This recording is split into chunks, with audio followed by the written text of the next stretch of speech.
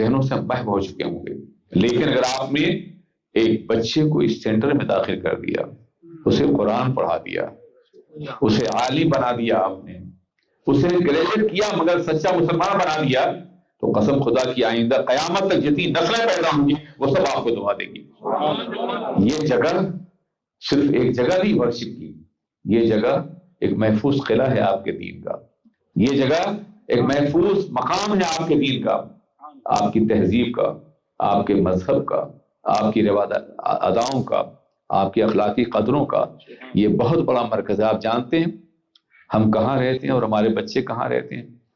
کبھی فرصت ملتی ہے اس پہ غور کرنے کی؟ عالم یہ ہے کہ پہلے اسکول تربیت گاہ ہوتا تھا، خواہ وہ سیکولر اسکول ہو، لیکن کچھ اخلاقی قدریں وہاں ہوتی تھیں، مگر وہاں کچھ نہیں سوائے برائیوں کے، سوائے ترغیب زنا کے، سوائے بد کرداریوں کے، سوائے بدتمیزیوں کے. خواہ وہ استاد کے ساتھ کیوں نہ ہو، وہاں کچھ بھی نہیں ہے. وہاں سے بچہ آتا ہے گھر، راستے میں بازار ہے، بازار تو ہمیشہ برا رہا ہے.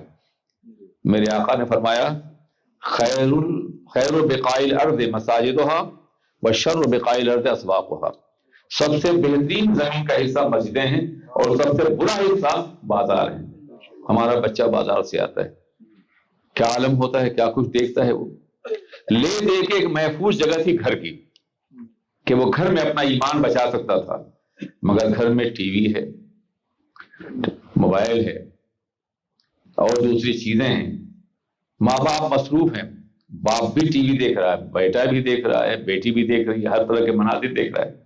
ماں اپنا موبائل لے کر کچھ دیکھتی، باپ اپنے موبائل میں ڈوبا ہوا ہے. بچے کی پرواہ نہیں ہے.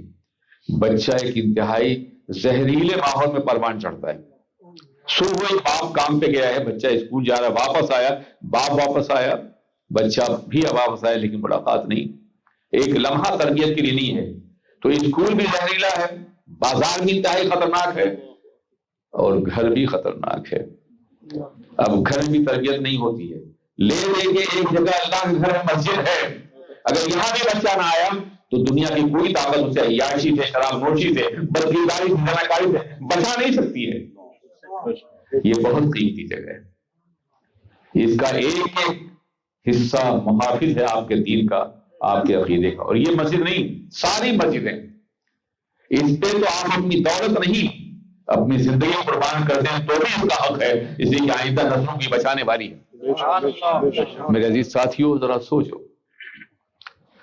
گھر کو مسجد کا ماحول دو، گھر میں جو برائیاں ہیں اسے نکالو. فلمیں مت دیکھو بچوں کے سامنے، جھوٹ مت بولو بچوں کے سامنے. تم جھوٹ بولو گے بچے ضرور بولیں گے. تم نے سنا اس دوست کے بارے میں جس نے آ کے آواز دی اندر سے باہر نکلا اور اس نے کہا کہ ابا کہہ رہے ہیں کہ ابا گھر کے اندر نہیں. جب بچوں کے سامنے جھوٹ بولو گے تو بچہ ضرور بولے گا. جب بچوں کے سامنے گندی اور ننگی فلمیں دیکھو گے تو بچہ ضرور دیکھے گا. جب بچوں کے سامنے بے ایمانی کرو گے تو بچہ کرے گا. جب بچوں کے سامنے تم بد اخلاقی کرو گے تو بھی بد اخلاق ہوگا. اس لیے بہت ہی نازک فطرت بچوں کی پرورش تمہاری گود میں ہو رہی ہے، بہت حساس ہے یہ. تم مت سمجھو کہ تمہاری رفتار، تمہارے کردار، تمہاری گفتگو کا ان کے اوپر کوئی اثر نہیں پڑتا. جی نہیں، پیدا ہونے کے بعد نہیں، پیدا ہونے سے پہلے اثر پڑتا ہے. کیا تم نے ان اولیاء کرام کا تذکرہ نہیں سنا جن کی مائیں ذکر کرتی تھیں تو بچہ ذکر کرتا ہوا نظر آیا؟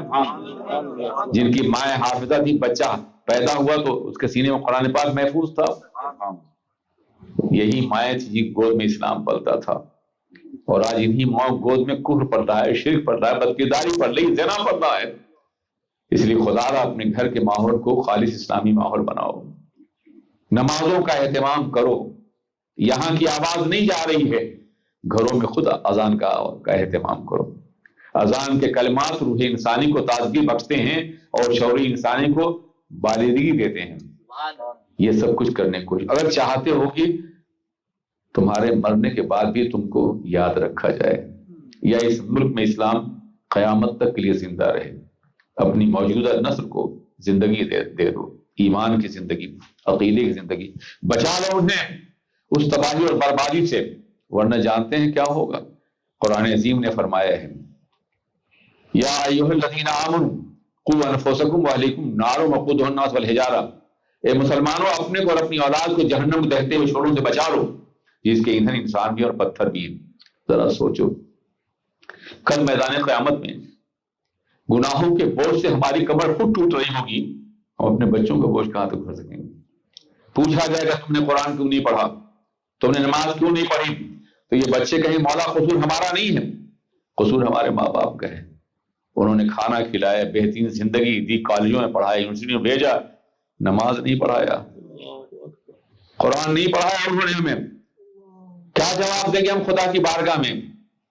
اس لیے بلا شبہ دنیاوی ایجوکیشن بھی ضروری ہے اس ملک میں باوقار رہنے کے لیے، جھاڑو دینے کے بجائے آفیسر بننے کے لیے، پروفیشنل بننے کے لیے یہ بھی ضروری ہے، مگر دین آخرت میں سنورنے کے لیے ضروری ہے۔ یہ ایگزسٹ کرتے ہیں سائڈ بائی سائڈ، دونوں کو ساتھ لے کے چلنا ہوگا۔ بات شروع ہوئی تھی کہاں سے؟